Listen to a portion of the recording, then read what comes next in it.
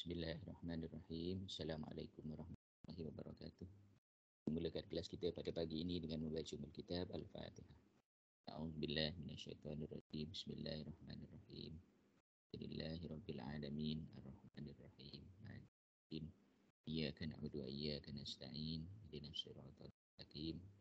Siratal ladzina an'amta 'alaihim ghairil maghdubi 'alaihim waladdallin. Amin.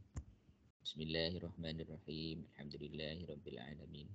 Wassalatu wassalamu ala sayyidina Muhammadin asyrafil anbiya'i wal mursalin wa ala alihi wa sahbihi ajma'in. Ya Allah, ya Tuhan kami, ampunkanlah dosa-dosa kami, ampunkanlah dosa kedua ibu bapa kami, dan kasihilah mereka sebagaimana mereka mengasihi kami di masa kecil. Ya Allah, ya Tuhan kami, kurniakanlah kepada kami ilmu yang bermanfaat untuk diri kami, keluarga kami, agama kami, bangsa kami dan negara kami. Ya Allah, ya Tuhan kami, berilah kepada kami kejayaan di dunia dan di akhirat. Ya Allah, ya Tuhan kami, jadikanlah kami orang-orang yang bersyukur. Rabbana atina fid dunya hasanah wa fil akhirati hasanah wa qina azabannar. Alhamdulillahirabbil alamin. Alhamdulillah, ya, kita bersyukur pada Allah Subhanahu wa taala. Pada pagi ini kita dapat meneruskan kelas kita, walaupun kita sedang menyambut hari raya yang kedua, ya. Jadi sebagaimana yang kita janjikan pada minggu yang lepas, InsyaAllah pada hari ini kita akan bincangkan tajuk CSOPL untuk peperiksaan khas semester yang lalu, ya, bulan Februari. Jadi kita tengok sekejap dia punya soalan secara sekali lalu, kemudian kita tengok jawapan dia.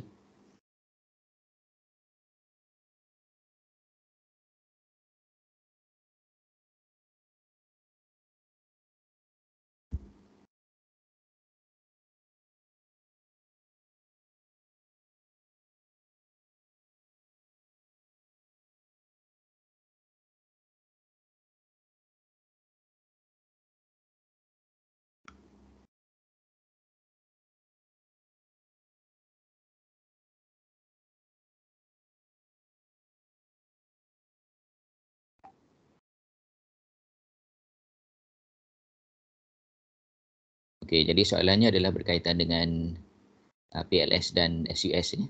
PLS Berhad dan SUS Berhad. So kita tengok sekali lagi.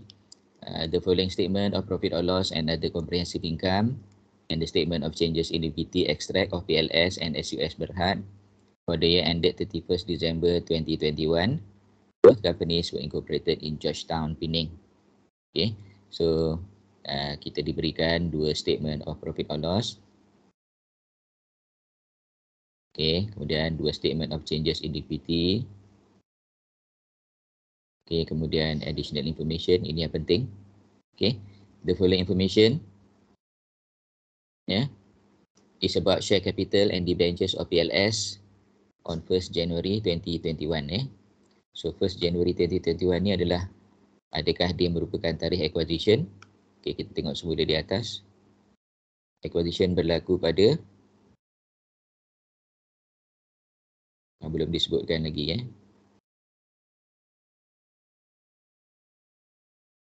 Okey, betul. 1 Januari 2021 acquisition berlaku.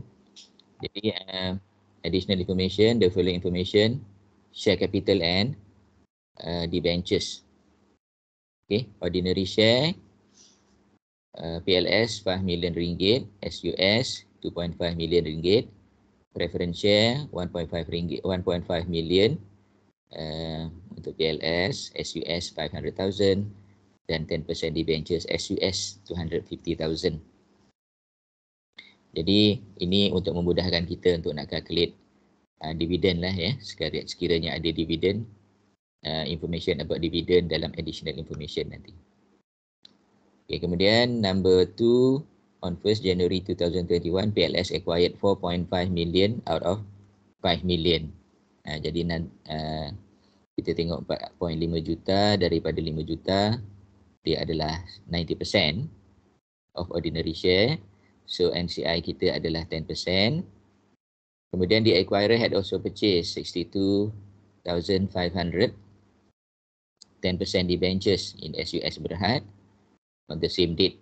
Jadi dia tak beli preference share. Maknanya preference share keseluruhannya dimiliki oleh NCI. Manakala debenture ni daripada 250,000 ni, 62,500 bagi dengan 250,000. So, percentage dia adalah 25% ataupun 1/4. Number 3, included in the investment income of PLS was the debenture interest income from SUS Berhad. PLS has not recorded its share of ordinary dividend receivable from SUS. Okay. Jadi untuk preference memang tak ada. Untuk ordinary tadi, ada kata dah declare dividend tapi belum record lagi. Manakala debenture interest, dia dah record. Dan masuk di dalam investment income. Jadi kat situ kita dah boleh calculate dah berapa banyak debenture interest yang masuk dalam investment income. Masuk dalam investment income of PLS. Okay, so kita bolehlah calculate kat sini 62,500 kali dengan 10%.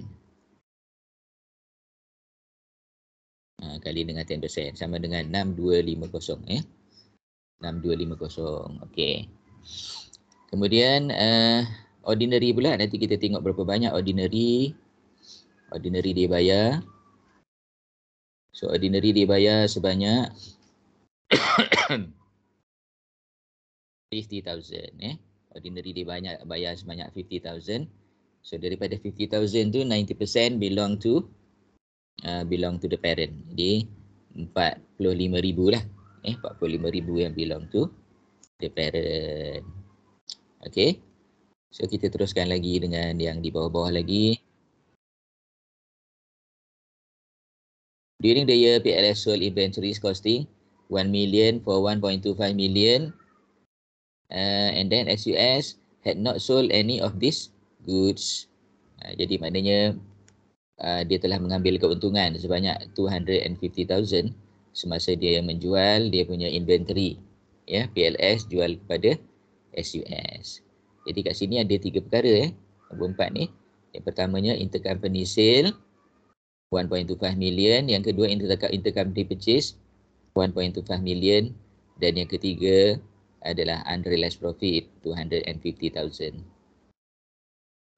Number 5, at the beginning of the current year, SUS Berhad purchased a motor vehicle to be used for distribution purpose from PLS Berhad at 25,000 above its carrying value. Motor vehicle jadi siapa jual, siapa beli?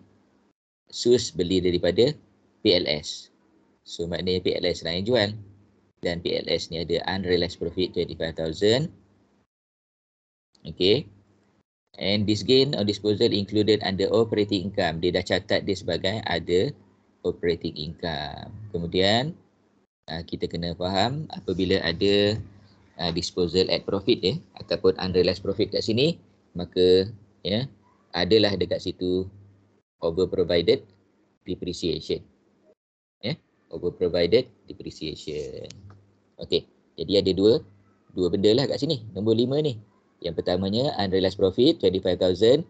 Yang keduanya adalah over provided depreciation. Okey. So remaining useful life dia adalah 5 years. Jadi maknanya 25,000 bagi dengan 5 tahun. Itulah dia punya over provided depreciation.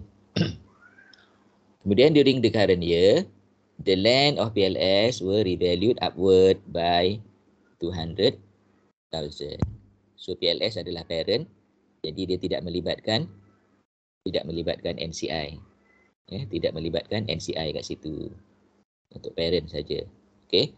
Nombor 7, at the end of the year, an impairment test was conducted and impairment loss of goodwill was estimated at 37,500. Jadi 37,500 ni simple sajalah kita masukkan saja dalam kita punya CSOPL sebagai apa? Sebagai impairment of goodwill 37,500. Okey, 37,500. Dan kemudian letak yang ke-8 tak ada Required A, prepare consolidated statement of profit or loss and other comprehensive income. Okey. And B, prepare statement of changes in equity. Sebanyak 20% untuk A dan 10% untuk B. 20 markah untuk A dan 10 markah untuk B. Totalnya 30. Jadi kita kena cubalah ya dapatkan 30 ni. Jadi bila kita tengok jawapan nanti 30 tu sebenarnya tidaklah sukar sangat untuk kita dapat ya. Kita tengok ya. Kita tengok jawapan.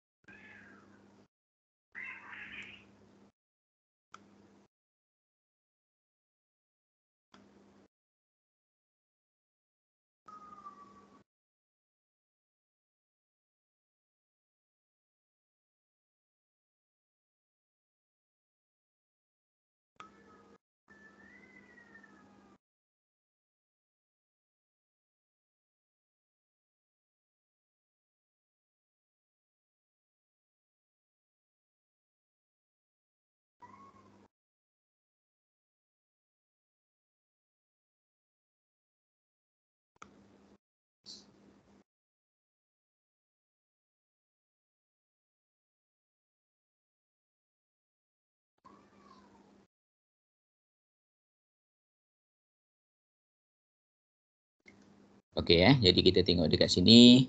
Okey. Apa yang saya sebutkan tadi. Okey. So bila soalan dia adalah soalan statement of profit or loss ya. Statement of profit or loss, kita kena tengok di sini iaitu dia punya kita bermula dengan kita punya turnover ataupun kita punya revenue lah ya.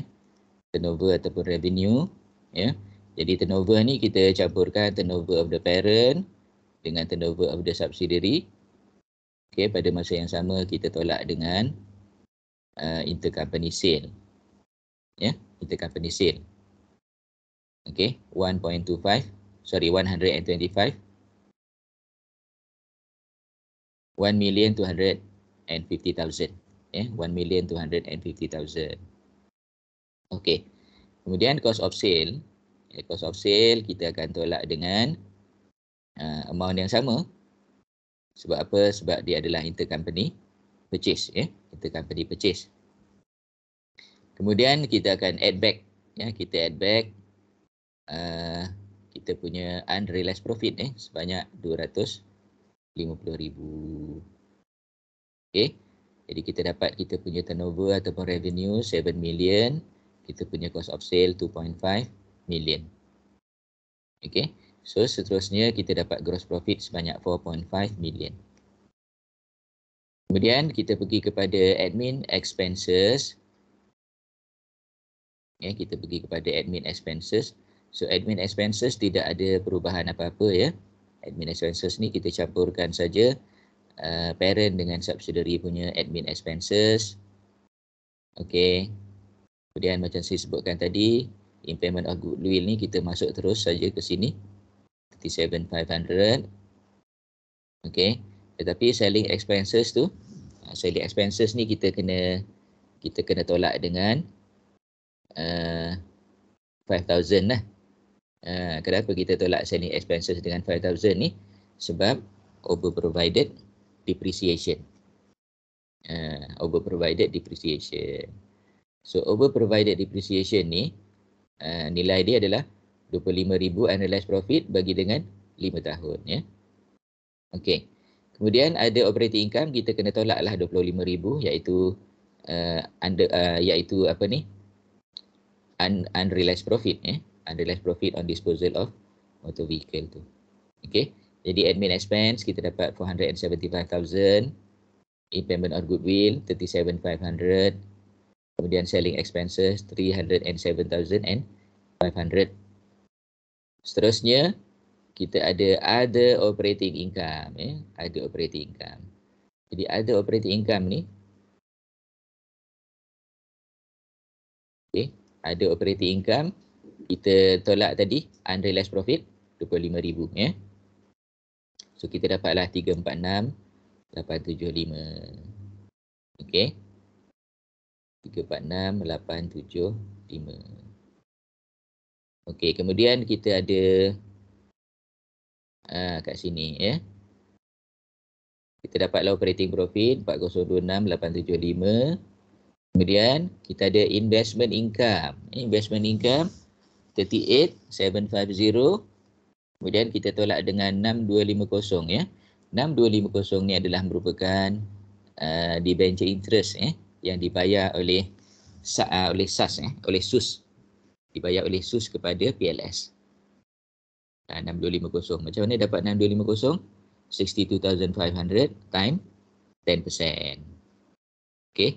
Jadi kenapa kita tolak 6250? Sebab dia adalah intercompany transaction. Okey. Pada masa yang sama, finance cost pun kita tolak juga dengan 6250. Kenapa kita tolak 6250? Sebab finance cost of the subsidiary ni termasuk di dalam dia adalah interest paid to parent. Sebab itulah amount dia sama investment income kita tolak 6250, finance cost pun kita tolak dengan 6250. Okey. Jadi kita dapatlah kita punya investment income 32,500 dan kita punya finance cost 181,275. Menjadikan profit before tax kita 3878,100. Kemudian taxation kita campurkan dua taxation of the parent dan taxation of the subsidiary. Okey, totalnya 1,256,750 dan akhirnya kita dapat profit for the year 2,621,350. Okey, seterusnya kita ada other comprehensive income iaitu revaluation surplus, tetapi revaluation surplus ni hanya melibatkan parent sahaja. Okey. Walau bagaimanapun untuk keseluruhan total comprehensive income kita campurlah 200,000 ni. So 2,621,350 plus 200,000 equal to 2,821,350. Okey. So itu sampai total comprehensive income. Seterusnya kita nak cari profit after tax attributable. Attributable to siapa? Attributable to non-controlling interest. Jadi kita tengok untuk non-controlling interest ni apa saja yang kita nak tolak. Apa saja yang kita nak tolak. So kita tengok profit for the year. Profit for the year 1,526,850. Ni profit for the year untuk subsidiary ni from the question daripada soalan. Kemudian kita tolak dengan preference dividend. Preference dividend dia berapa ribu preference dividend? Preference dividend dia adalah 5%. 5% kali dengan 500,000. So dapatlah 25,000. Okey. Dan preference dividend ni 100% dimiliki oleh non-controlling interest. Okey. Kemudian baki profit yang belum digunakan untuk bayar preference dividend 1,501,850 kita kali dengan 10% dapatlah 1,501,850. Okey. Jadi total non-controlling interest untuk tahun semasa adalah 1,751,850. So 1,751,850 ni kita bawa masuk ke dalam sini. Okey. Maknanya profit for the year 2,621,350 minus 1,751,850 kita dapatlah 2,446,165 baki untuk return profit of the parent. Manakala total comprehensive income pula non-controlling interest dia tidak ada perubahan apa-apa sebab 200,000 ni tadi tidak melibatkan non-controlling interest. So non-controlling interest kekal 1,751,850 manakala total comprehensive income for the group is increasing lah. Daripada 2446 menjadi 2646165. Okay kelas. So dapatlah kita 20 markah daripada apa yang kita buat di atas tadi. Seterusnya untuk dapatkan 10 markah, statement of changes in equity. Okay, jadi statement of changes in equity, we are only required to show two elements, that is retained profit and non-controlling interest. So untuk retained profit tadi kita kena cari dulu apakah dia amount retained profit brought down dan juga non-controlling interest brought down untuk kita bawa masuk ke dalam consolidated statement of changes in equity. Okay. So, kita cari dulu amount tu. So, non-controlling interest, okay, berdasarkan kepada data available pada 1 Januari 2021 tadi. Pada 1 Januari 2021. So, apakah yang ada dalam senarai? Preference share. Preference share ni 100% belong to non-controlling interest. So, kita ambil lah 500,000. Okay. Kemudian kita campur dengan fair value of net asset pada 1 Januari 2021. Okay. Apa yang ada? Yang ada ordinary share capital 2.5 million. Kemudian retain profit brought forward 225 million. Totalnya 2725. 2,725,000. Lepas tu kita kali dengan 10%. Dapatlah 272,500. Campur dengan preference share di atas 500,000. Maka dapatlah kita 772,500. Okay. Jadi 772,500 tadi kita bawa masuk dalam statement of changes in equity. Okay. Kita bawa masuk dalam statement of changes in equity. Tetapi sebenarnya acquisition tu berlaku pada 1 Januari. Jadi sebenarnya dia bukan balance brought down lah ya. Sebenarnya dia adalah acquired during the year. Apa yang kita panggil sebagai acquired during the year lah, bukan balance brought down. Balance brought down hanya untuk retain profit sajalah. 245750 ni adalah balance brought down of profit of the parent Manakala kat sini ni sekejap saya buat satu line lagi kat sini. Insert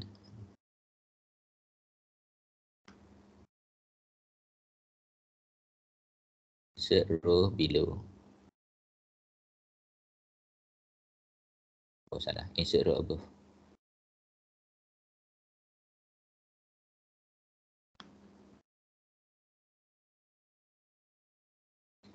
Insert row above. Okey, jadi balance breakdown. Okey, yang ni kita tak kira sebagai balance breakdown lah. Yang ni sebagai acquisition during the year.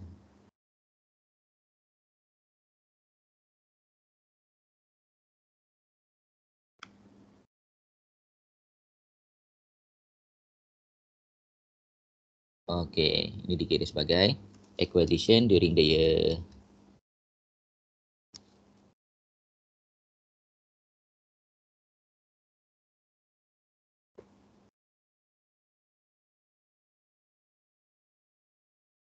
Okay, acquisition during the year sebenarnya berlaku pada 1 Januari. Okay, tapi yang lain-lain tu betul lah. Okay, jadi yang ni pun kita cuma tuliskan kat sini dan controlling interest sajalah. Dan controlling interest asset.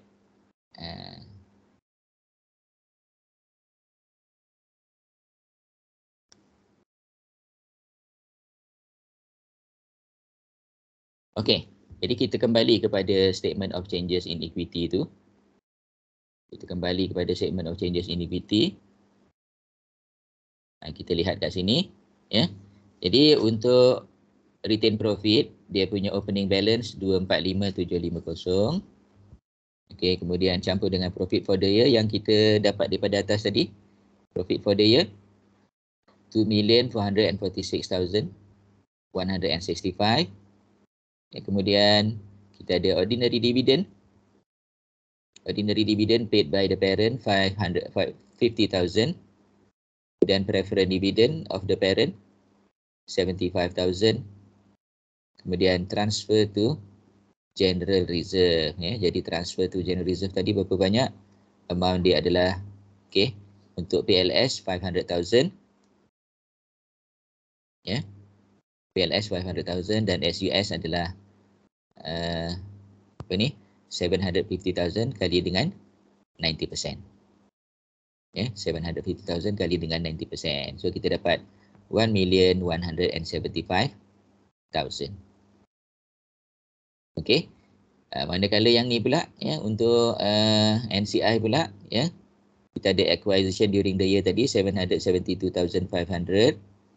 Kemudian profit for the year yang kita kira tadi 175,185.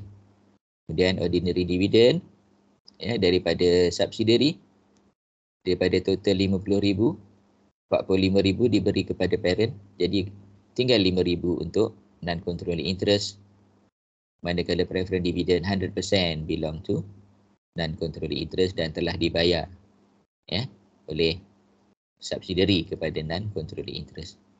So total kita punya NCI adalah 917,685 dan untuk return profit adalah 1,391,915. Okey. Ada apa persoalan kelas untuk yang ini?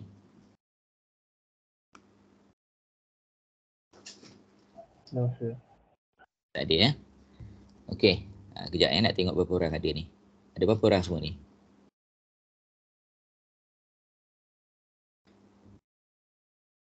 Okey, kita ada 5 orang, ya. Okeylah tu, ya. Okey, masih beraya lagi yang lain tu. Okey, seterusnya kita nak buat dulu satu soalan lagi, ya. Kita buat satu soalan lagi. Jadi kita nak cukupkan 3 soalan lah kita nak bincang untuk ini.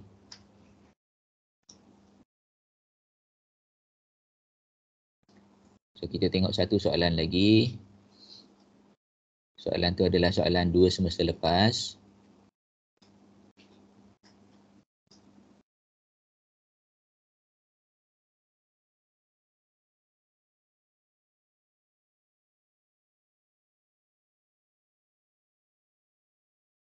Okey. Soalan Julai, soalan Julai 2021. Setahun yang lalu, ya.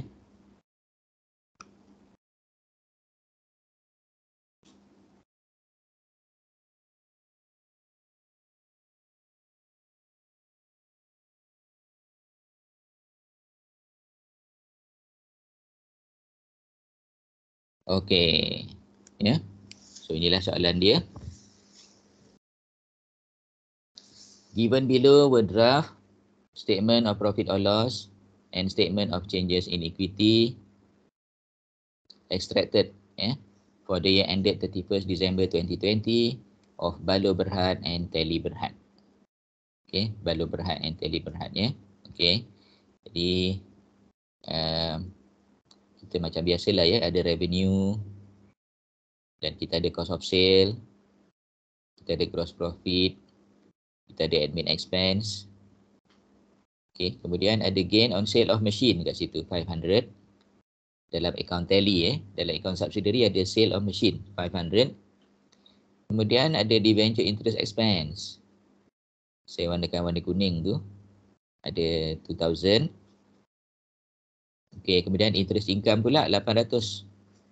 Saya warnakan kuning juga, ya. Jadi kemudian kemungkinannya dia ada berkaitan lah ni. Tapi memang rasanya berkaitan lah. Debenture interest income, debenture interest expense, kemudian taxation dan profit after tax. Seterusnya kita turun ke bawah statement of changes in equity. Okay, for the year ended 31st December 2020 tu. Kita ada return profit as at 1st January 2020. Okay, opening balance. Kemudian kita ada profit for the year. Diikuti oleh dividend paid at 31st December 2020. Ada ordinary dividend dan juga preferred dividend. Seterusnya kita ada retain profit as at 31st December 2020, closing balance. Additional information.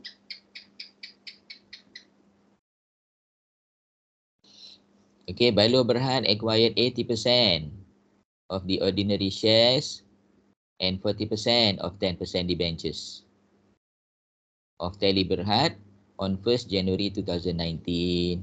On that date, Teli Berhad had the following balances. Hampir sama lah soalan dia dengan yang sebentar tadi. Okay. Ordinary share capital ada 20 million. Preferential capital 4 million. 10% debentures 20 million. Retain profit 800,000. Okay. Jadi itu data-data yang kita ada. Acquisition berlaku pada 1 Januari 2019. Jadi acquisition tu berlaku berapa tahun yang lepas? 2 tahun yang lepas. Sekarang ni 31st December 2020. Acquisition berlaku 1 Januari 2019. 2 tahun yang lepas. Since 1st January 2020, Teli Berhad consistently sold goods to Balo. Amounted to 250,000 per month at a profit of 25% on cost. As of 31st December 2020, there was still a 6-month supply of these goods in the inventory of Balo Berhad. Okey, jadi Teli ini adalah subsidiary jual kepada parent consistently daripada Januari sampai Disember sebanyak 250,000 sebulan. 250,000 sebulan. Jadi berapa dia punya total sale selama setahun tu? 250,000 kali 12. Total dia 3 juta. 3 juta. Jadi kat sini daripada nombor 2 ni 3 juta adalah amount of intercompany sale dan intercompany purchase. Intercompany sale, intercompany purchase sebanyak 3 juta. Sebanyak 3 juta. So kita akan tolak daripada kita punya revenue. Kita akan tolak daripada kita punya cost of sale. Itu yang pertama. Yang kedua, dia kata there was still a 6-month supply of these goods in the inventory of Balo Berhad. Okay, jadi Balo ni bila dia beli 250,000 setiap bulan, maka stock lah dia punya stok dia selama 6 bulan. Selama 6 bulan ni stock. Tak dapat jual 6 bulan. 6 bulan daripada 250,000 sama dengan 1.5 juta. 1.5 juta. Jadi 1.5 juta belum dapat jual lagi. So apakah implikasi kepada belum dapat jual? Implikasinya adalah unrealized profit. So unrealized profit kita adalah 1.5 juta kali 25 bagi 125. Sebab dia kata 25% on cost. Jadi kita masih ada lagi unrealized profit sebanyak 300,000. So itu menjawab soalan additional information yang kedua. Additional information number 3. On 1st September 2020, Teli Berhad sold a machine to Balo making a profit of 500,000. Teli lagi. Teli jual kepada Balo making a profit of 500,000. On that date, the remaining useful life of the machine was 5 years. As at year end 31st December 2020, the machine was still in the book of Balo Berhad. Okay. Jadi bila jualnya? Tahun lepas, bukan tahun ni. Tahun ni 2020. Sorry. Tahun ni ke tahun lepas? 1 September 2020 tahun ni tahun ni bukan tahun lepas. On 1st September 2020, Teli Berhad sold a machine to Balo making a profit of 500,000. Okay. Jadi maknanya jual dengan keuntungan sebanyak 500,000. So ada 2 elemen kat sini yang kita kena selesaikan. Yang pertama adalah unrealized profit sebanyak 500,000. Okey. Dan yang kedua adalah over provided depreciation. Over provided depreciation sebanyak berapa? 100,000 100,000. Sebab apa? 500,000 bagi dengan 5. 500,000 bagi dengan 5, 100,000.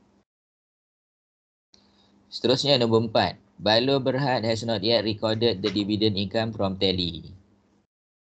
Okey, kita tengok Tally ni berapa banyak dia bayar dividen.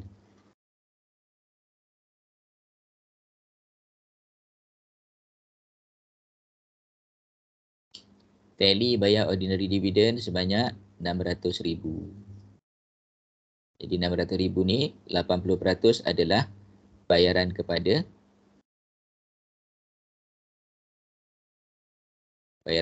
Balo, ya. Bayaran kepada Balo. Jadi dia ada kat situ intercompany dividend, ya. 600,000 kali 80%.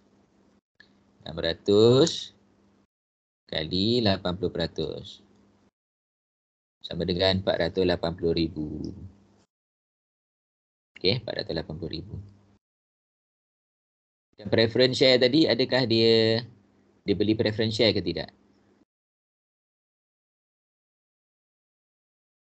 Dia tak acquire preference share. Jadi preference share dividend ni semuanya dimiliki oleh NCI. Ya, jadi nombor 3 tadi kita ada nombor 4 tadi. Nombor 4 kita ada intercompany dividend sebanyak 480,000. Nombor 5. The group depreciated its property, plant and equipment on a straight line basis, providing full year depreciation in the year of purchase and none in the year of disposal. Jadi ni accounting policy. Ya, accounting policy. Depreciation tu adalah accounting policy. Kemudian method dia tu adalah accounting estimate. Yang tu awak belajarlah masa FAR 270 dulu. Depreciation adalah accounting policy, manakala dia punya method tu adalah accounting estimate.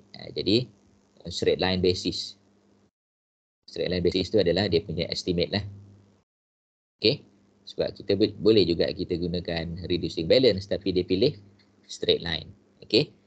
Jadi, okay. Amount dia tadi kita dah, nombor 3 tadi amount dia kita dah tahulah ya, sebanyak 500,000 bagi dengan 5 tahun sampai dengan 100,000. Kemudian nombor 6, all profits and losses are deemed to accrue evenly throughout the year. Ini adalah perkataan biasalah nak menunjukkan bahawa company ni stabil lah. Maknanya every month dia punya pendapatan dia lebih kurang sama lah every month. And then number 7, the group policy was to measure the non-controlling interest at the proportionate fair value of net asset of the subsidiary. Okay. Prepare the consolidated statement of profit or loss and other comprehensive income.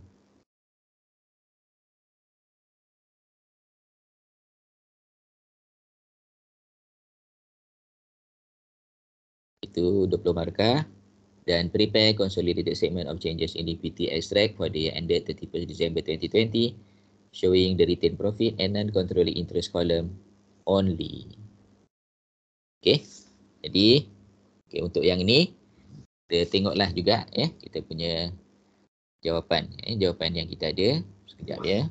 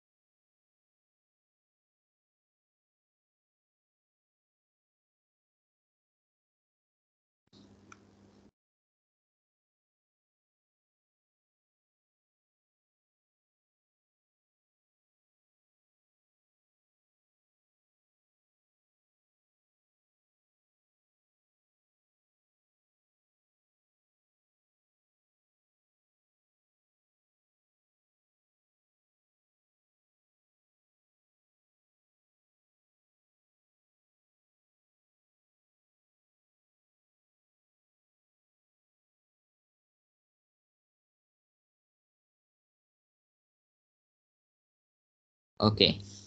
Inilah dia yang kita dah calculate tadi. Kita dah kira-kira tadi. So, kita masukkan revenue. Ya, kita masukkan revenue kita. Revenue of the parent plus revenue of the subsidiary minus intercompany sale. Okay. Jadi kita jangan lupalah yang ni, kalau ada intercompany sale, kita tolaklah intercompany sale. So, 24,500,000 okay, plus 20 million minus 3 million intercompany sales tadi. Okay. Kemudian kita ada cost of sale. Cost of sale kita 13 million plus 10.4 million minus intercompany purchase. Intercompany purchase sama amount dia dengan intercompany sale sebanyak 3 million. Dan kita jangan lupa untuk kita campur balik unrealized profit on inventory tadi. Okay, macam mana kita dapat 300,000 tu? Okay, caranya adalah 6 bulan punya sale 6 kali dengan 250,000. 6 kali dengan 250,000 sama dengan 1.5 juta. Okay, lepas tu kita kali dengan 25 bagi dengan 125. Okay, kita dapatlah amount 300,000. So revenue 41,500,000, cost of sale 20,700,000. Okay, so gross profit kita adalah 20,800,000. Seterusnya kita ada admin expenses. Admin expenses. So admin expenses kita ada parent 1 million, subsidiary 1.6 million. Okay, parent 1 million, subsidiary 1.6 million. Dan kita ada satu over provided depreciation tadi. Over provided depreciation 500,000 bagi dengan 5 tahun, dapatlah kita 100,000. Jadi admin expenses total dia 2.5 million. Kemudian gain on sale of machine. Gain on sale of machine kita ada sebanyak 500,000 tadi. Jadi 500,000 tadi sebenarnya adalah merupakan intercompany profit. Jadi sebab tu kita tolak balik 500 minus 500 equal to 0. Jadi sebenarnya tak ada pun gain on sale of machine for the group. For the company, for Tally, yes ada. Tetapi untuk group tak ada. Kemudian di debenture interest expense tadi, debenture interest expense kita ada 2 juta. 2 juta Kemudian kita tolak dengan debenture interest yang dibayar kepada parent. Debenture interest dibayar kepada parent berapa banyak? 800. Macam mana kita tahu 800? Macam mana kita tahu debenture interest tu 800? Sebab apa? Sebab debenture interest, debenture kita acquire sebanyak 40%. 40%. 40% daripada total sebanyak 2,000. Jadi 40% kali dengan 2,000, 0.4 kali dengan 2,000 sama dengan 800. Jadi 800 adalah debenture interest yang dibayar kepada parent. Okey. Jadi 2 juta tolak dengan 800,000 bakinya adalah 1.2 juta.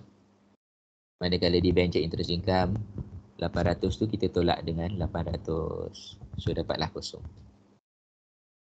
Bagaimana pula dengan dividend income? Dividend income, ordinary dividend dibayar sebanyak 600,000. Daripada 600,000 tu 80% adalah amount yang dibayar kepada parent. Amount yang dibayar kepada parent sebanyak 80%. 80% kali dengan 600 sama dengan 480. So dia belum catat lagi. Jadi kita catat dulu 480. Lepas tu kita eliminate pula 480. Okey. Jadi kosong juga. Kemudian kita dapat profit before tax kita 17,100,000. Taxation, we add the taxation of the parent and subsidiary, 5246. And lastly, we get the profit after tax of 11,854,000. Okay. Kemudian profit attributable to the parent and NCI. Tengok sikit working dia.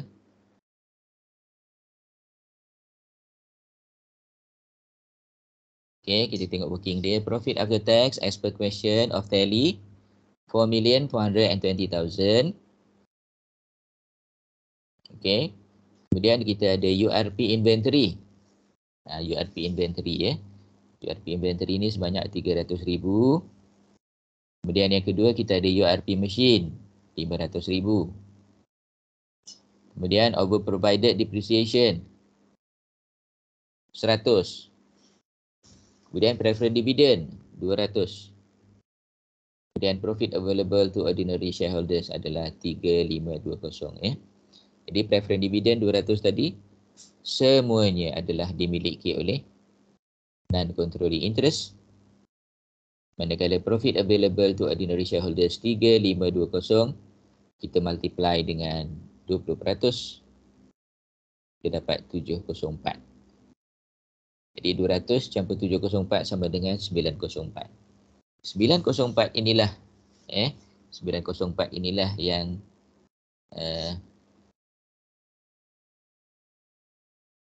kita bawa naik ke atas ya.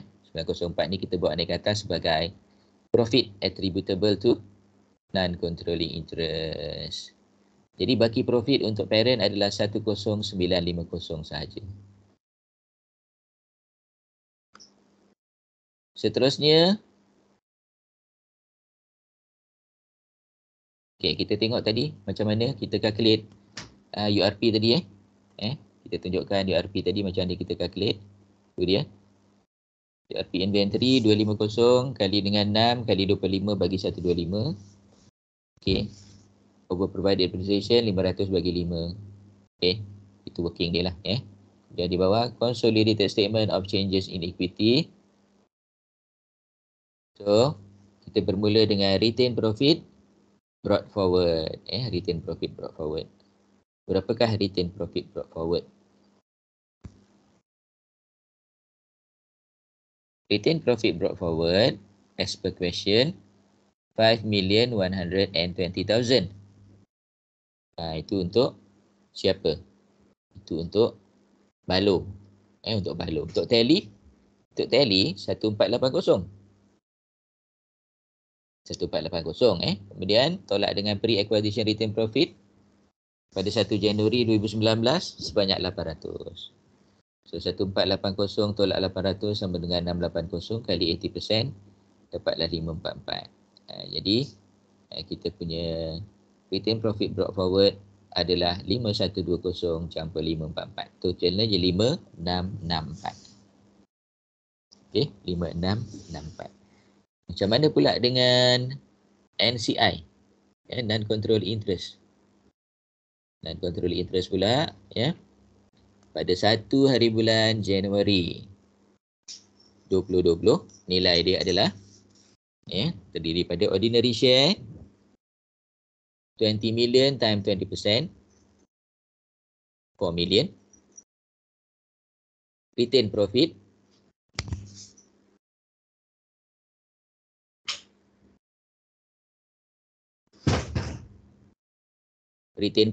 brought forward.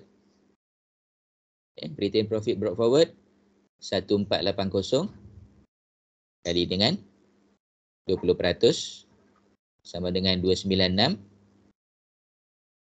Kemudian preference share. Preference share kita adalah 4 juta kali dengan 100%. 4 juta kali dengan 100%. So totalnya adalah 8296.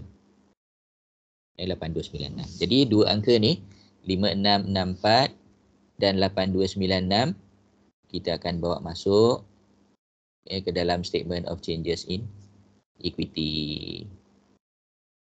Okey. Jadi balance breakdown of statement of changes in equity. Retain profit brought forward 5664 dan NCI pula 8296. Okey, seterusnya kita campurkan dengan profit for the year 10950 untuk retain profit dan untuk NCI 904. Manakala ordinary dividend paid by the parent 2 million. Okay, paid by subsidiary to NCI. Okay, paid by subsidiary to NCI, ordinary dividend adalah 20% kali dengan 600. 20% kali dengan 600,000, terdapat 120,000. Preference dividend pula 100% kali dengan 200,000. Okay, jadi retain profit balance carried forward is 14614 dan control interest 8880, 8880. Okey kelas? Boleh rasanya? Boleh follow ya? Boleh saya. Boleh, alhamdulillah. Okey, jadi saya rasa cukuplah untuk tiga soalan yang kita discuss untuk soalan SOPL ni. Jadi yang lain-lain tu ada soalan-soalan yang daripada topik lain lah. Jadi kita boleh bincang juga masa kita ada lagi. Kita bincang soalan. Kita kembali kepada soalan ni. Okay, kita tengok dulu soalan 1 kita dah bincang belum?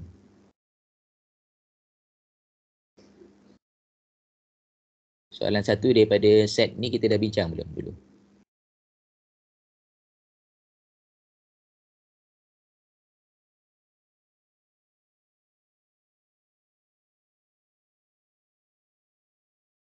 Sekejap ya.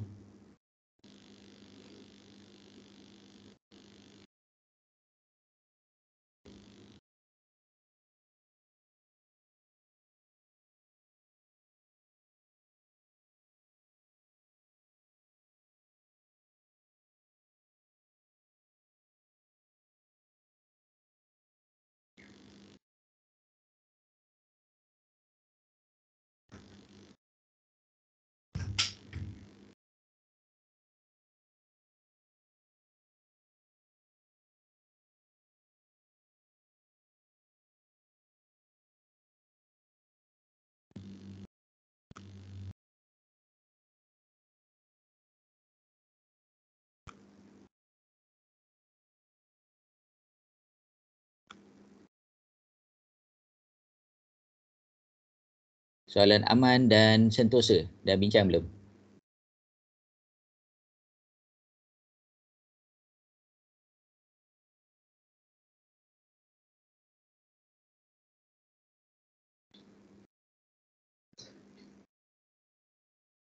Ada tak kita bincang sebelum ni soalan aman dan sentosa?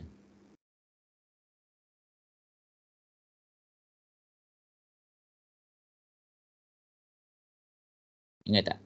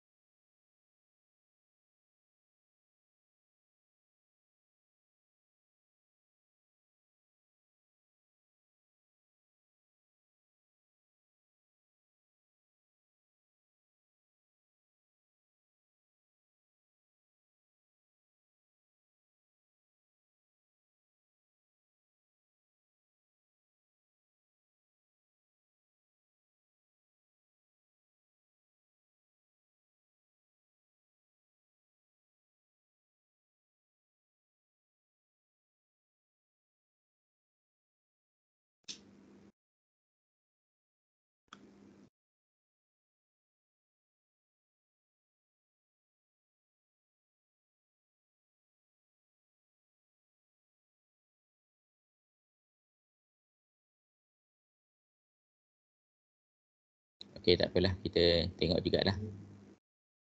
Okey, nampak tak ingat sebab tajuk ni dah lama juga, beberapa minggu yang lepas.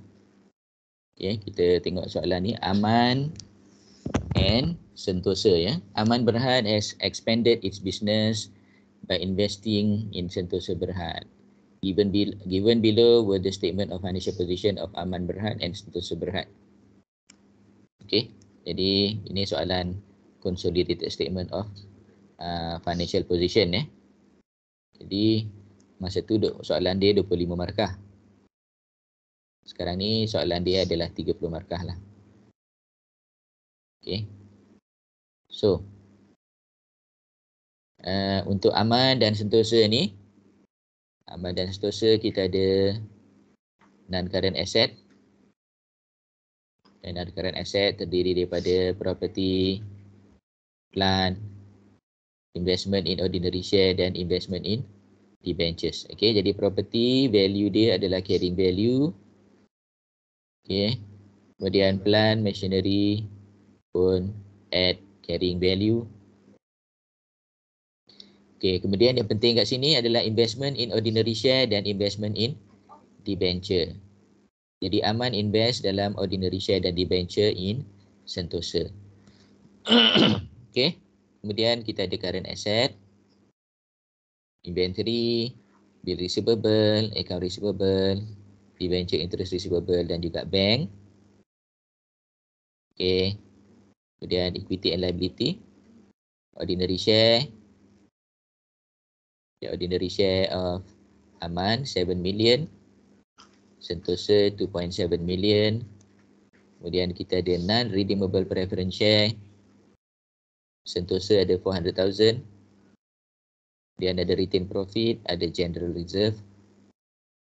Seterusnya non-current liabilities to represent debentures. Current liabilities, bill payable, account payable and debenture interest payable. Additional information on 1st January 2020, Aman Berhad acquired 1,620,000 out of 2.7 million ordinary share of Sentosa. Jadi kita tengok berapa persen kat situ. 1620 bagi dengan 2700 sama dengan 60%.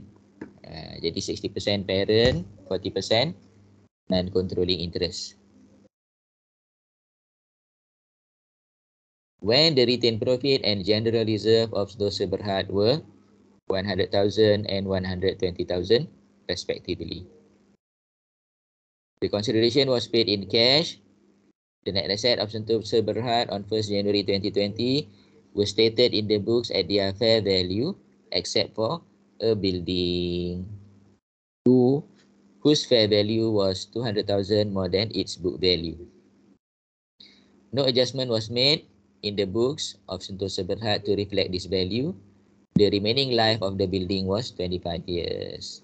Okay, jadi daripada total net asset yang ada tu, hanya satu saja aset yang nilai dia berbeza di antara fair value dengan carrying value, iaitu building, dengan perbezaan dia sebanyak berapa tu? 200,000. Okey. Jadi ARR 200,000 ya. Kemudian remaining useful life dia adalah 25 years. Okey. Jadi apa implikasi kepada ARR ni? Implikasi pertama adalah ARR aset naik sebanyak 200,000. Implikasi yang kedua adalah under provided depreciation. Under provided depreciation sebanyak mana? Sebanyak 200,000 bagi dengan 25 tahun.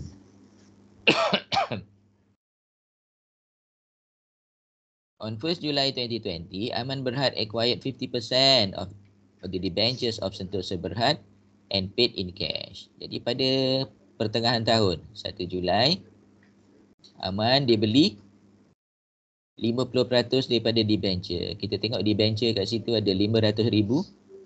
50% adalah 250,000 dengan harga berapa? Tengok dalam soalan harga dia berapa. Harga dibayar adalah sama, iaitu 250,000. On 1st July berlakunya. Kemudian number 3. Number 3, during the year Sentosa Berhad sold goods to Aman Berhad for 500,000. Sentosa Berhad made a profit of 100,000 on the sales. 3/4 of the goods remain unsold by Aman Berhad at 31st December 2020. In addition, 90,000 of the amount was still owed to Sentosa Berhad at the end of the year. Okay. Jadi kat sini ada yang kita kena selesaikan dua perkara lah. Yang pertamanya adalah unrealized profit. Unrealized profit sebanyak 3/4 daripada 500,000. Jadi kat sini kita tak payah kalau kali 3/4 kali dengan 500,000 ya. Tetapi kita cuma terus kali 3/4 kali dengan 100,000 daripada dia punya unrealized profit. Sebab total unrealized profit diberi. So 3/4 daripada 100,000 sama dengan 75,000. Unrealized profit 75,000 dan intercompany balance 90,000. Nombor 4, on 1st January 2020, Aman Berhad sold a plant to Sentosa at a profit of 10,000. Aman jual plant kepada Sentosa dengan keuntungan sebanyak 10,000. The remaining useful life of the plant on that date was 4 years. Jadi ada dua perkara kat sini. Yang pertama, unrealized profit on disposal of plant. Yang kedua adalah over provided depreciation. 10,000 bagi 4. Yang kelima, at the end of the year, the directors of Aman Berhad and Sentosa Berhad both declared ordinary dividend of 2%. However, this dividend will not been accounted in their respective books of accounts. Okay.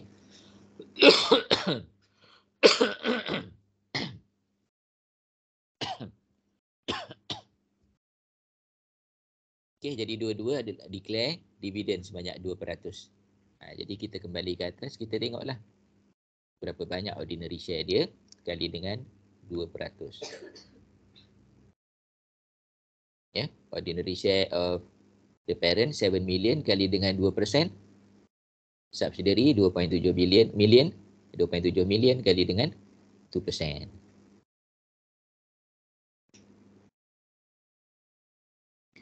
Sentosa Berhad also declared a full year preference dividend. Full year preference dividend. Jadi keseluruhan preference dividend dimiliki oleh NCI.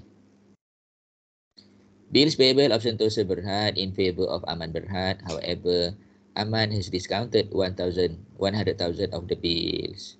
Okay. Jadi kita tengoklah berapa banyak baki bill payable Sentosa.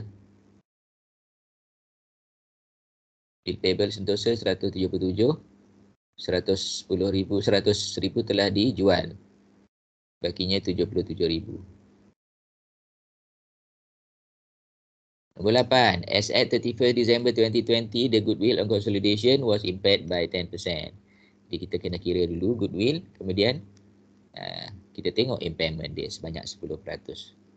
Nombor 9. The group policy, the non-controlling interest was measured in a proportion to the fair value of net asset of subsidiary on acquisition date. Number 2, to provide depreciation for all asset except land using straight line method, giving full year depreciation in the year of purchase and none in the year of disposal.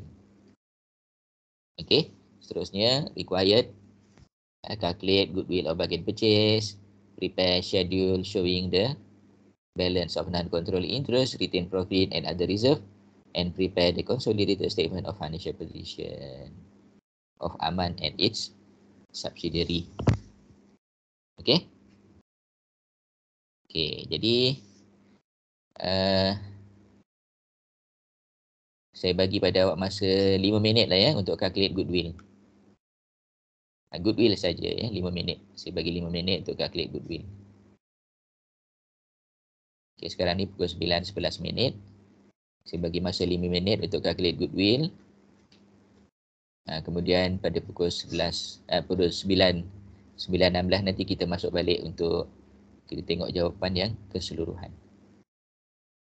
Boleh ya? Calculate goodwill saja.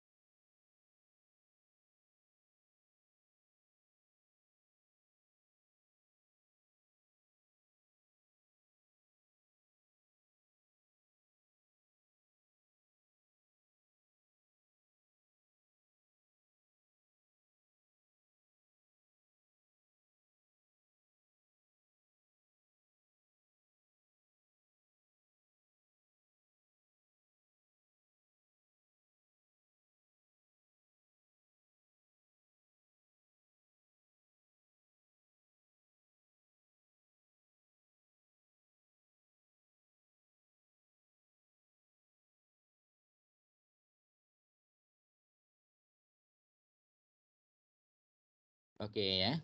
So kita tengok jawapan.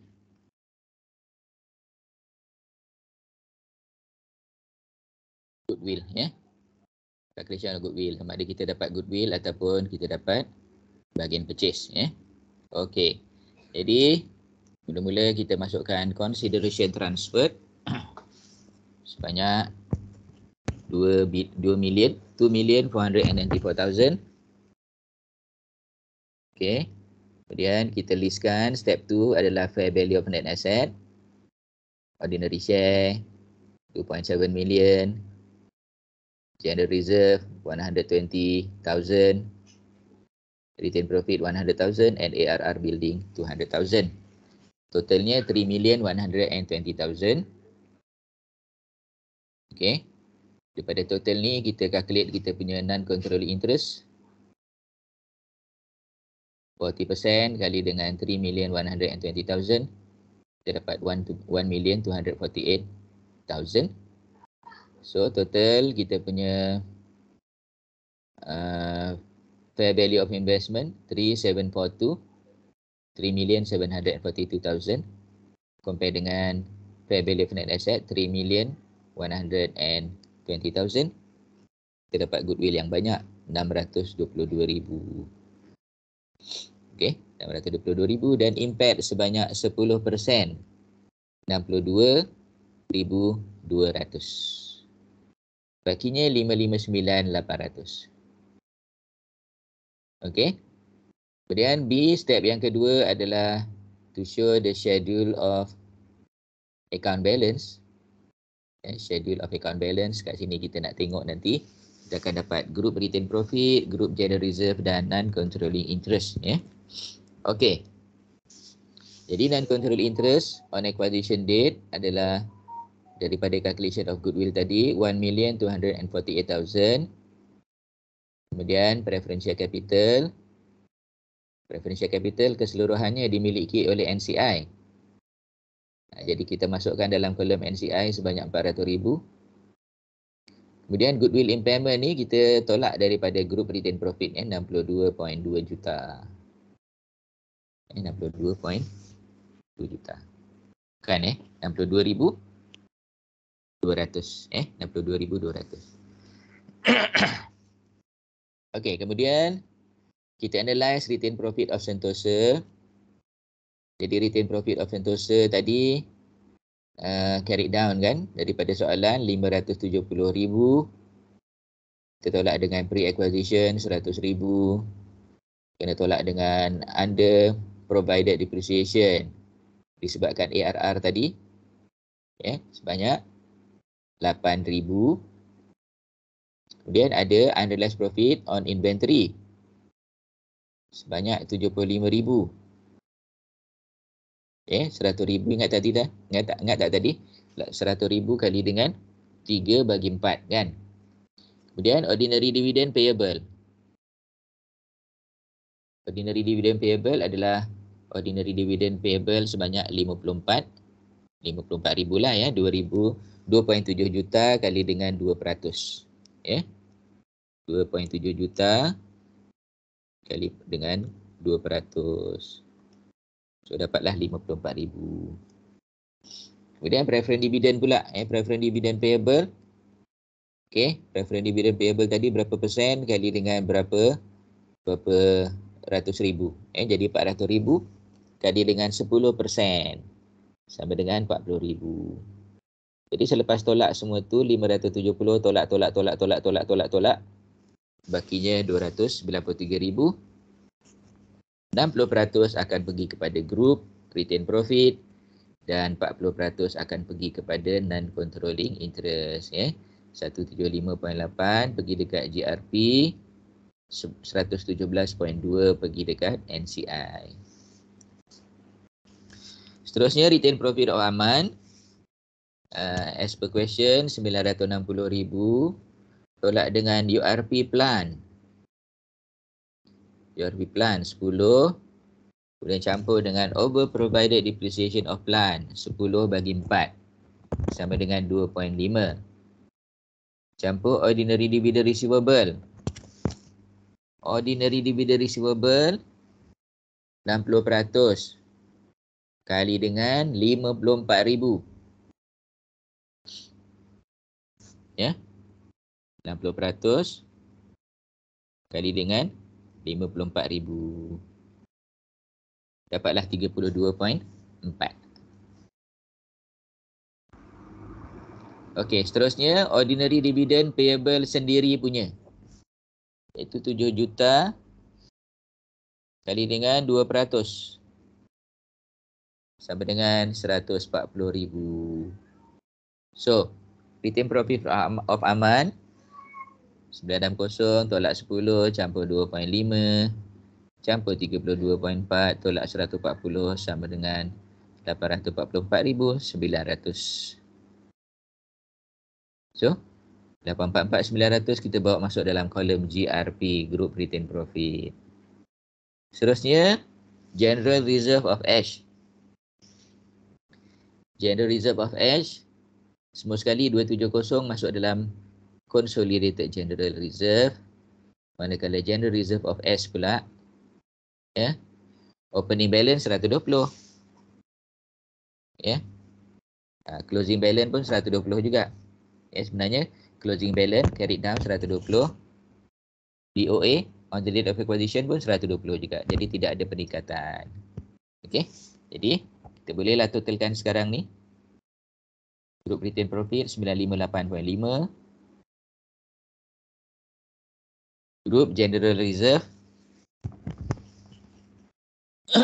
Group General Reserve 270 dan NCI 1765.2. Dan last sekali kita nak pergi kepada Statement of Financial Position. Okay. So kita bermula dengan nama dia Consolidated Statement of Financial Position. As at 31st December 2020. Kita start dengan property. Property carrying value. Okay. Parent 5049. Subsidiary 2478. Plus ARR 200.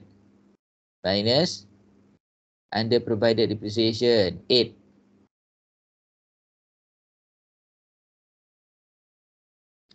Plant and machinery carrying value. Parent 612. Subsidiary 1322. Unrealized profit 10. Over provided depreciation 2.5. Goodwill. The balance of goodwill 559.8. Current asset inventory. Parent 555. Subsidiary 500. Okay. Minus 75. Unrealized profit. Ya. Manakala bill receivable 400 parent 153. Subsidiary minus 77. 77 ni adalah yang apa dia? Bill payable, intercompany bill payable. Asalnya 177. Kemudian 100 telah dijual. Tinggallah 77. Jadi 77 lah kita tolak. Account receivable 377 parent, 300 is the subsidiary. Minus 90. Ya, minus 90. What is 90? 90 is intercompany balance. Dia kata belum jual lagi. Belum bayar lagi. Bayar lagi. So tolak 90. Seterusnya debenture interest receivable 15 tolak 15 sama dengan kosong. Bank 100 plus 200. Tak ada perubahan apa-apa. Total asset 12548.3. Equity and liabilities ordinary share parent only 7 million. Return profit and general reserve and NCI kita ambil terus daripada schedule 958.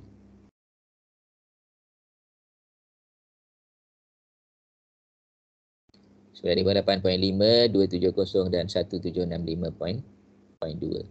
Seterusnya non-current liabilities. Debenture. Okay, debenture ni, debenture of the parent 600, subsidiary 500. Subsidiary ni tolak 250. Sebab apa? Sebab parent beli debenture 50% daripada 500. Current liabilities, bill payable. 444 plus 177 minus 77. Account payable, parent 506, subsidiary 456, tolak 90. Sama dengan 872. Preference dividend payable, bakinya 40. 40 ni sebab semuanya 40. Semua preference dividend dimiliki oleh non-controlling interest. Sebanyak 40. Ordinary dividend payable, parent 140. Subsidiary 54. Subsidiary bayar kepada parent 32.4. Jadi bakinya 161.6. Dan last sekali debenture interest payable, parent 72, subsidiary 30, minus intercompany iaitu debenture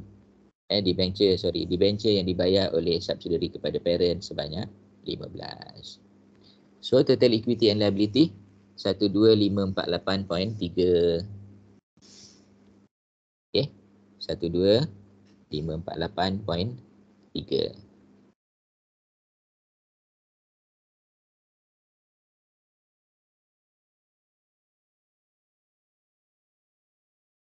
Okey kelas, ada apa persoalan?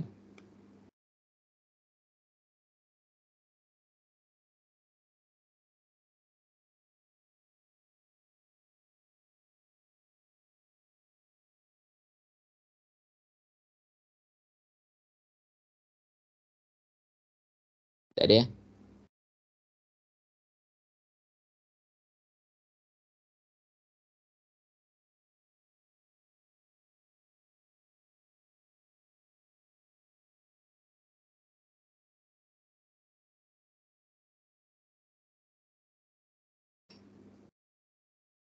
Okey, so kita tengok sikit soalan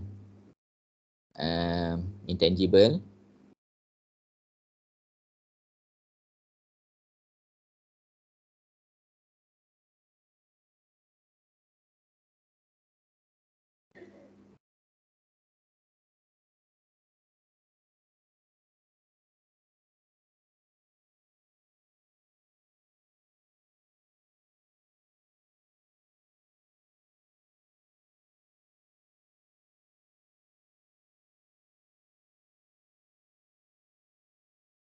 Okey, soalan intangible, list two examples of market related intangible asset. Seingat saya macam dah discuss lah soalan ni. Tapi tak apalah, kita tengok sekali lagi. Okey. Okey, itu yang pertama A. Yang kedua B. Hashim Berhad has been involved in developing new brand of health product to enhance vibrance and immune system. The following research and development expenditure has been incurred. Okey. Jadi ada 3 kat sini. 31 December 2019 research stage. Very clear. 1 million. 31 December 2019 development stage 1, 2 million. 31 December 2020 development stage 2, 1,930,000. The cost incurred in 2018 was aimed to discover new formula to develop new product. The development stage from 1st January 2019 till 31st December 2019 included market testing and promotion of 50,000. However, the development cost incurred in this stage could not provide convincing evidence that economic benefit of the project would flow to the company. Further improvement was needed before the product could be accepted by the market. The next development stage was finally completed on 30th June 2020, and the details of the cost are as follows. 1930 tadi detail dia. Salaries and wages of the staff involved in the project 500,000, material consumed 1 million, rental for special equipment 200,000, depreciation of machineries used in the laboratory 120,000, and general and admin overhead 110,000. So yang last kali nombor 5 tu confirm lah tak digunakan, tak masuk. From 1st January 2020 till 30th June 2020, the project was viewed as successful and the company was expected to commercialize the product at the end of July 2020. Required, number 1, explain the accounting treatment for the research and development costs incurred in 2018 and 19. Number 2, prepare the journal entries to develop for development cost in 2020. And C, okay. On 1st January 2015, Tadika bersinar acquired an education franchise at the cost of 100,000 with estimated life of 10 years. Tadika bersinar adopted revaluation model for subsequent measurement of the intangible asset. On 1st January 2018 and 1st January 2020, the fair value of education franchise was 77,000 and 53,000 respectively. Okay. Calculate the surplus or deficit on revaluation of the education franchise on 1st January 2018.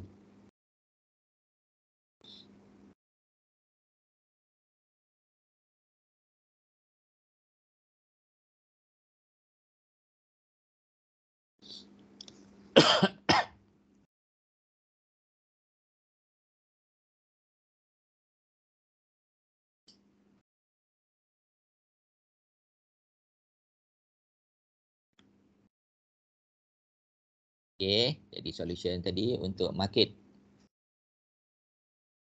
intangible asset intangible asset related to market, for example apa dia? Trademark, brand, newspaper, mastheads, internet domain name.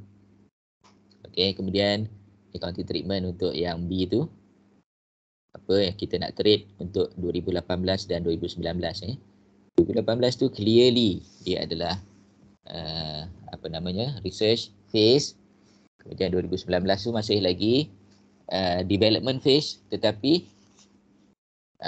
belum lagi convincing. Okey, jadi apakah accounting treatment dia? 5 markah. The research cost of 1 million incurred in 2018 should be recognized as expense. Jadi kita jangan sebut perkataan capitalize as expense. Capitalize tu maknanya jadi asset. So apa yang kita kena buat adalah to recognize as an expense ataupun to write off as an expense, boleh. In the SOPL, in the year it was incurred, since there is no probability that the future economic benefit of the project will flow to the entity. Sebab apa? Sebab dia kata the expenses is aimed to discover a new formula to develop the new product. So this is a research activity. In the year 2019, the development cost of 1,950,000 incurred in 2019 did not provide convincing evidence that the future benefit will flow to the company, which means the capitalization criteria is still not met.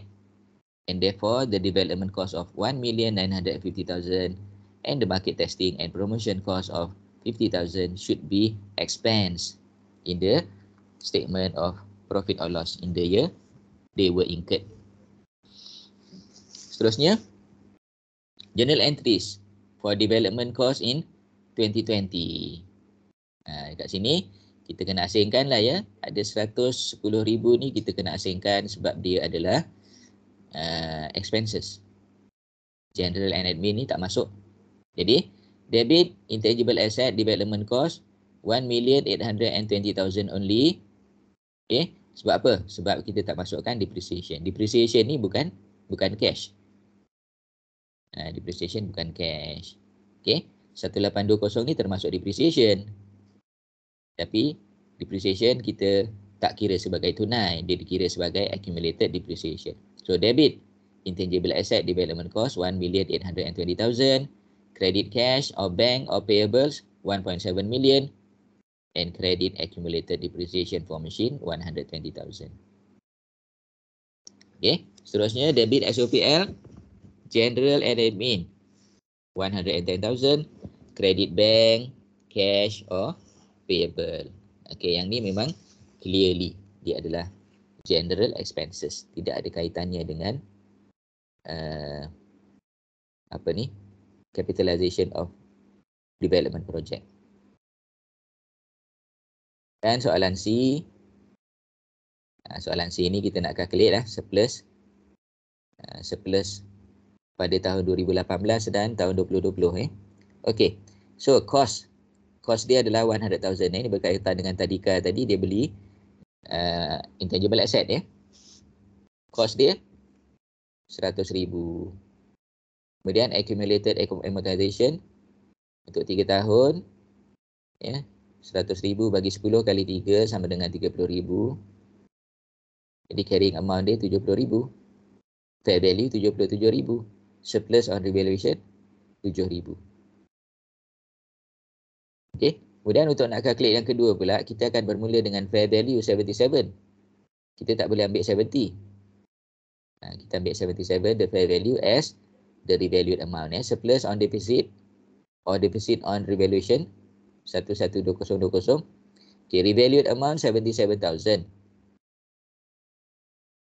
Kemudian accumulated amortization 77,000 bagi 7 kali 2 tahun. Dapatlah 22,000.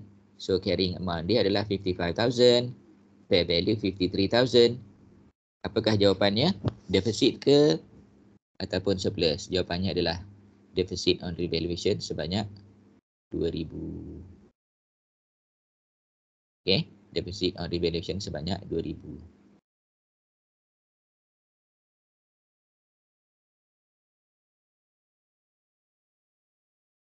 Okay, dan last sekali. Okay, last sekali kita nak tengok soalan 4. Soalan 3 tu sekarang dah tak ada. Soalan 4. Tengok soalan 4.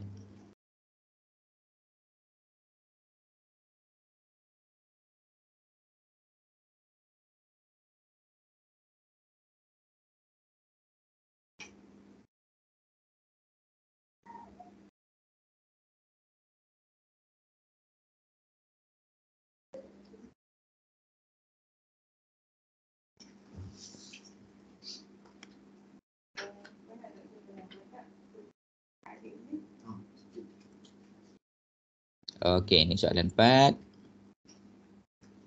Soalan 4 berkaitan dengan biological asset. Identify type of biological asset. Either consumable or bearer for the following items. Watermelon plant. Dairy goat. Chicken reared as broiler chicken. Cabbage plants. Eggplant tree. Fish in farms. Okay. Jadi tentukan sama ada dia consumable ataupun bearer. Kemudian B. Ini soalan calculation. As at 1st January 2020, Dabir Agriculture Berhad own 15 cows, aged 2-year-old, and on that date, 5 calves were born in the farm. To increase the number of livestock, the company purchased 50 newborn calves and 30 cows aged 2.5-year-old for 37,500 and 40,500 respectively on 1st July 2020. The fair value less cost to sell per animal was relevant for the year ended 31st December 2020. Okay, newborn calf. 1st January 2020, 700. 2-year-old cow, 1st January 2020, 1,250. Newborn calf, 31st December 2020, 800. 6-month-old calf, 31st December 2020, 950. 1-year-old calf, 31st December 2020, 1,100. 2-year-old cow, 31st December 2020, 1,330.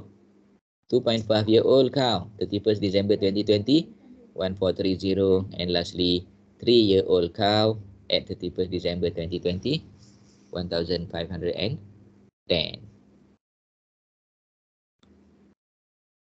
Required. Compute the revenue for managing the livestock for the year ended 31st December 2020. Show all necessary working for changes in the fair value less cost to sell due to price change and physical change.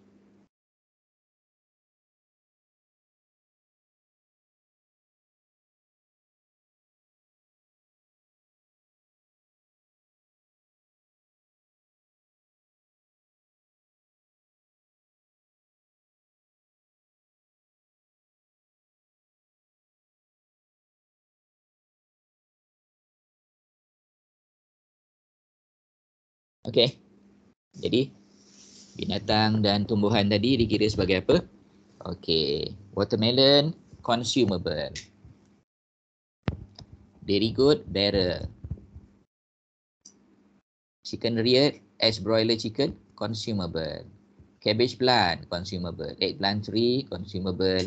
And fish in farm, consumable. Okay. Last kali kita nak calculate gain or loss. Fair value gain, fair value loss. Okay. Jadi pertama sekali kita tengok price change. Ya, price change. So price change ni kita compare price dengan umur yang sama. Dengan umur yang sama, dua tarikh yang berbeza. Umur yang sama, tarikh berbeza. Okay, manakala gain on physical ni umur yang berbeza pada tarikh yang sama.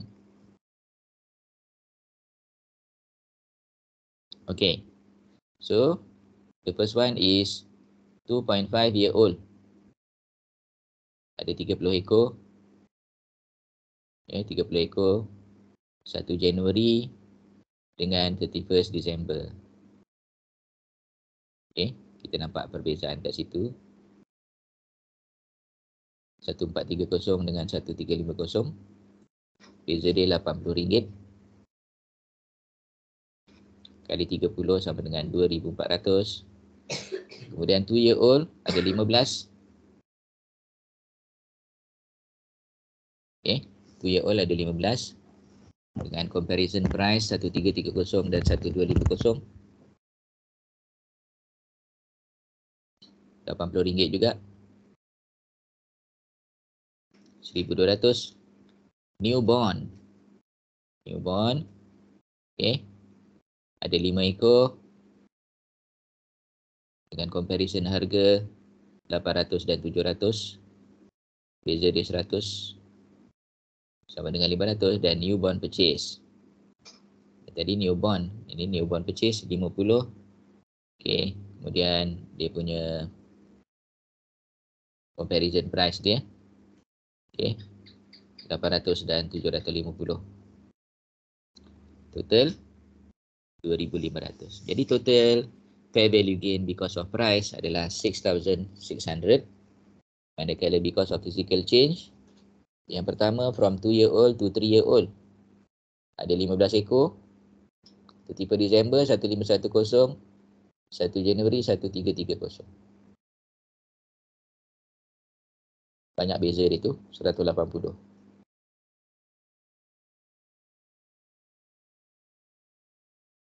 Kali 15, 2,700. Kemudian 2.5 year old to 3 year old, 6 bulan saja, 30 ekor. Okay, 31 Disember 1510, 1 Julai 1430. Sebanyak RM80 kali 30 sama dengan 2,400. Purchase newborn 6 month old. Okay, ada 50 ekor semasa newborn tu. Beli semasa newborn 800. Year end 950. Jadi 7,500. Newborn 1 year old. Newborn pada tarikh bila? Pada tarikh 1 Januari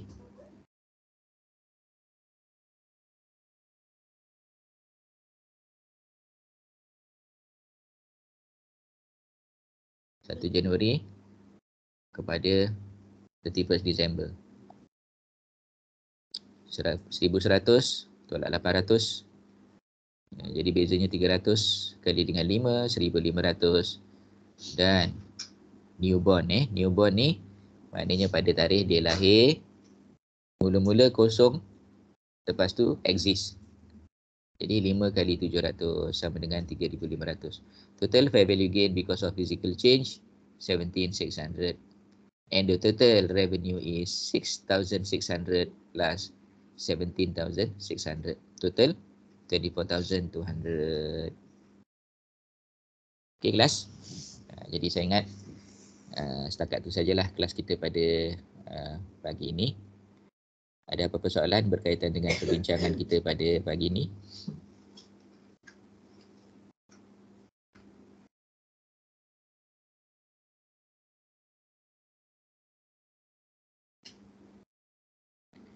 Okey, jadi yang 4 di depan saya ni adakah ada di sebelah-sebelah tu kawan-kawan lain? Ataupun memang 4 orang ni saja?